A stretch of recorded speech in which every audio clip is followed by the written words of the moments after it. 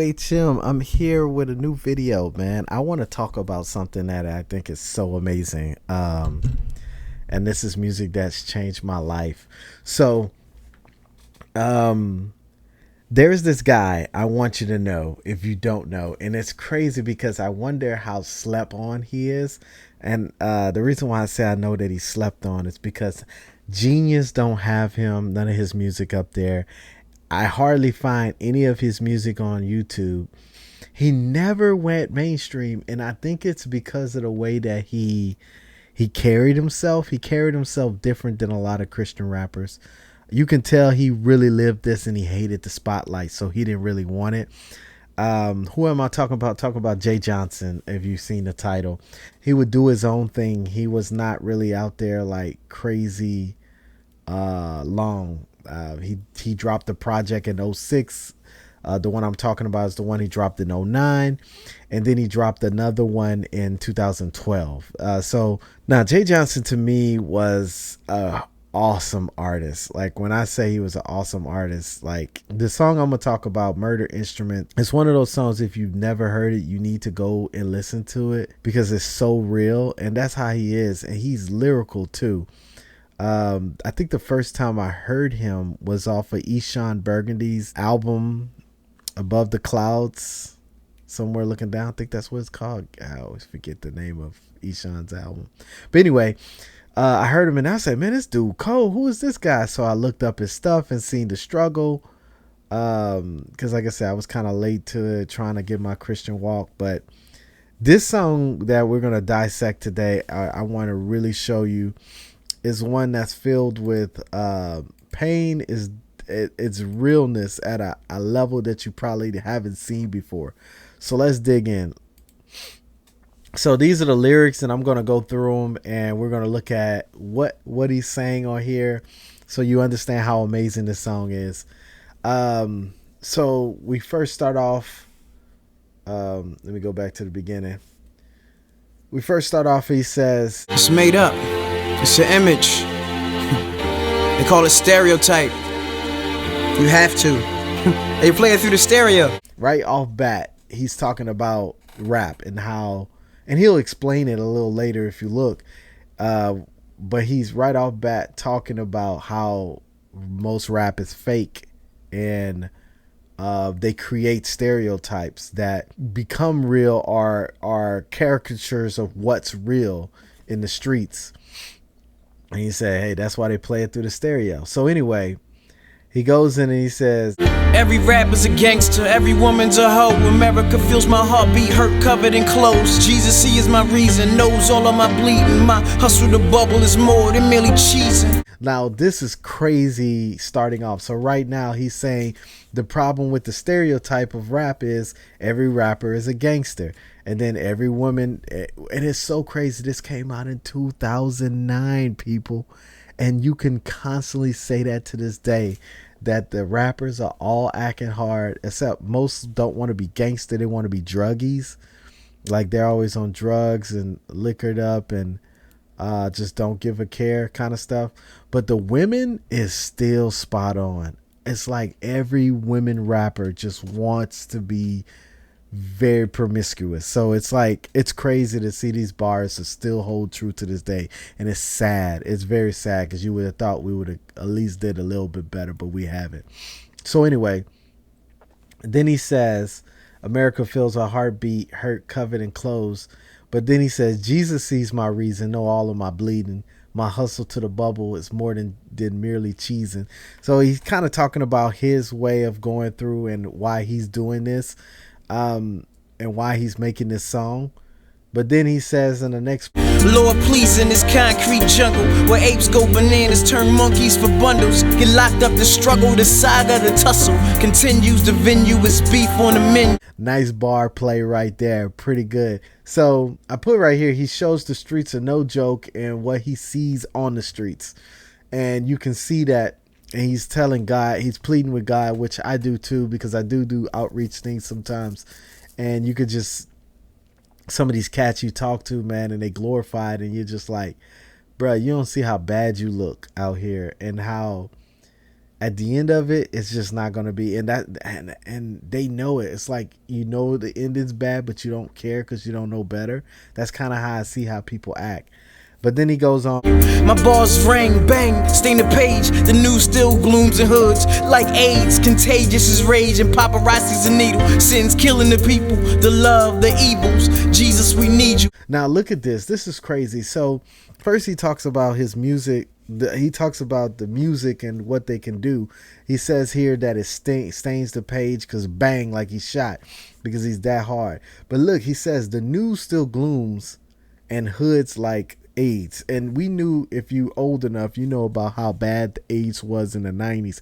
People were scared of it, especially those who didn't. Well, I mean, most people didn't know.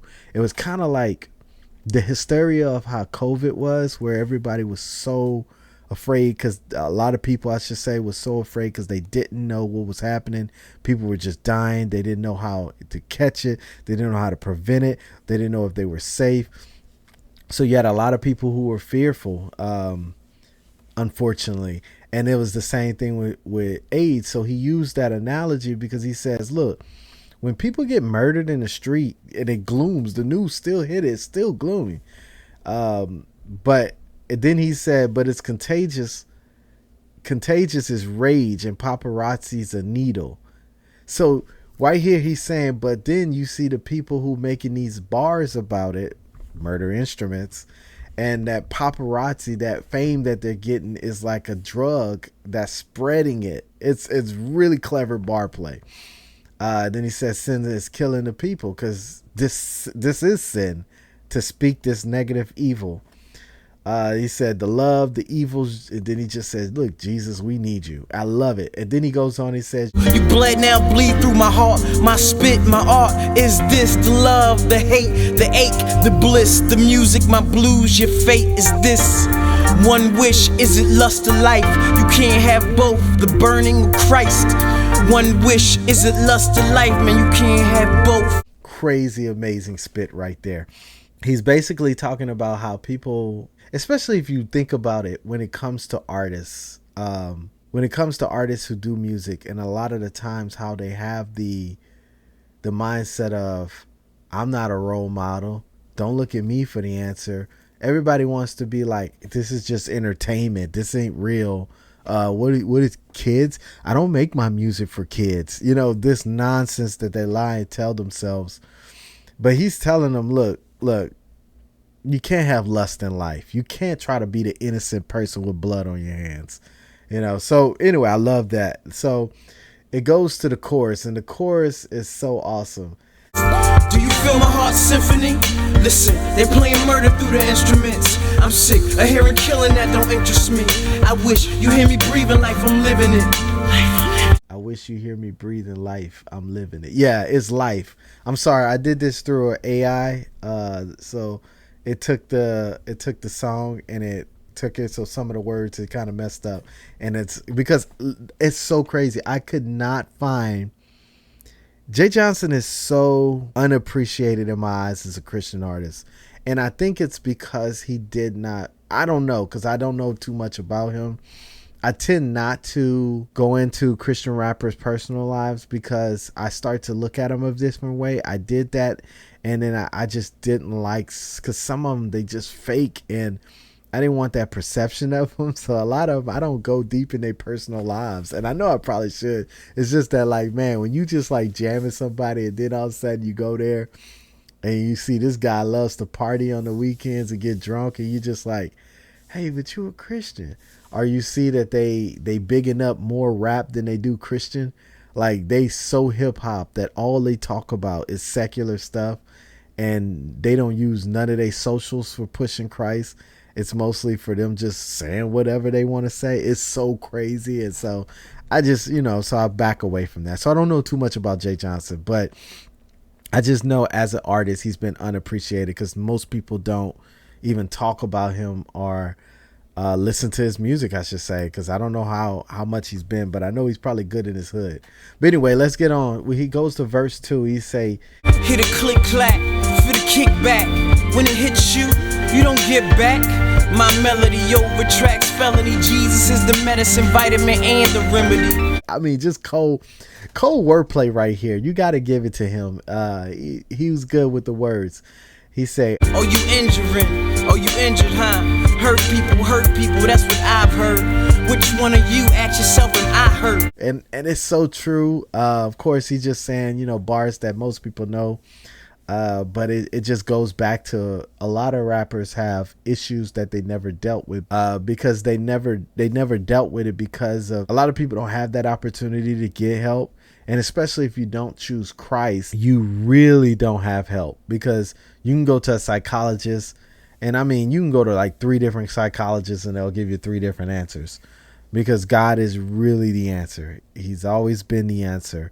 I'm not saying psychologists are useless, not saying that at all. But if you go to psychologists to stop the God-sized hole, I'm telling you right now, that is not the answer. So anyway, he's just saying right here about hurt people, that has always been a thing. And most rappers, they have glaring flaws that they never get to deal with. So you go for somebody who was in the hood doing wrong, and then next thing you know, you see them go and they got thousands of dollars in the bank now, and all they can do is just drive on their lust and their passions, and they still have that God-sized hole. So he talks about that. Most these rappers seem perfect, though we're all dirt. We're all flawed. Jesus welcomes all in my church. Stealing all my bars, stealing my hurt. All the brawls on the broad streets that I've walked. On the broad streets, all the brawls that I've talked to. My soul sick like flu. My ears too from hearing you over untrue. But I love what he said here, because right here he's pouring his heart out, saying, look, I'm not perfect. We all are dirt. He said all these rappers seem like they cold, but they dirt. They trash compared to what in their lives, and they only put up the side that you see. But he said, look, Jesus is the perfect one, and you're welcome in. And then he talks about what he went through. See, your views stuck like do I made moves, unlike some others who chose not to choose. There's always gonna be views, true and untrue, you choose. I said there's always gonna be views, true and untrue, G. So basically right here he's talking about how you always have a choice. And that's one thing that a lot of people don't like to admit. There's always a choice. You can either choose what, because this is the thing. I remember Kendrick Lamar said this when I was preaching to the young people. I used him because, of course, like, I mean, he's been one of the most influential in a lot of people's eyes. J. Cole also. But Kendrick said in an interview, he said, look, man, we can't act like we're not role models. Like he said, I never wanted to call myself a role model, but we can't hide it. These kids look up to us. And that's something that you can try to hide all you want, but you make a choice every time to say those bars. You make a choice knowing when you were young, you listened to the same thing and it made your mind go places that it shouldn't have gone. And you have that choice, true or untrue. And you know it's not true, especially if you're a fake one. It's just so many rappers, you know, like even Tupac. Like Tupac's a main one, for a super famous one, who everybody said he wasn't like that when he first got in the game. He wasn't gangster like that. That boy got like super crazy. Like everybody has a part of them that's real. Like I don't have to be a gangster to say if you test me, I might put something on you. You know, no homo. Like I might pull out something that, I mean, I live in Texas, so I got it. You know, like stuff like that. You can always be like, I ain't gangster. Ain't nothing about me gangster. But that's why I say, like, everybody could be real. So he probably had that real. But when he got around him and that rubbed off him, you know, the scripture says corrupt communication, corrupt good manners. It's true. And I mean, Tupac's the reason for that. And these are something people have to recognize. So anyway, let's move on. Don't want to make this video too long. The chorus goes again, but then this last verse is pretty short, but it's very potent. It's just music. It's really just life. Man, this is real talk. Really just jive. Do you feel my vibe? Murder in the night, murder on the track. Which one is right? You see that? Like, that is amazing. I love that part because it's like you hear him try to say it all the time. It's just entertainment, you know, and he says it's just music. And this is really life. Is how they say art imitates life, or is it life imitating art? It's always been a conundrum with rap. It's always been. It's the reason why courts want to use lyrics against rappers in courtrooms, and why rappers are trying, like Jay-Z, trying to get people to, hey, don't use that. This is just art. Is it? Is it just art if he's suspected of a murder and he rapped that he wants to murder? Like, is that art, or is that literally somebody? Because if there wasn't a beat, you would not want to listen to what they just said, you know? So anyway, I love that part. And then he says, Feel the feeling, feels appealing, feeling chilling, make a killing. Then the killing happens, the rapping happens. So the feeling is killing, keep the rappers rapping. It's crazy when you think about what came first, the chicken or the egg. Because back when rap first started, you know, it was like the hip, the hop, the hip it to the hop, the don't stop, the rock to the back into the book. You know, it was that kind of stuff. And then gangster rap took over, but gangster stuff was still happening before rap came. But it was always looked down upon. Rappers were feared. Gangsters were feared, not admired. Most people in the hood feared rappers. They didn't admire them. And the ones who did admire them was the ones who had family members in it, or they had close people that made it look good, or they were around people that seen the flash of it.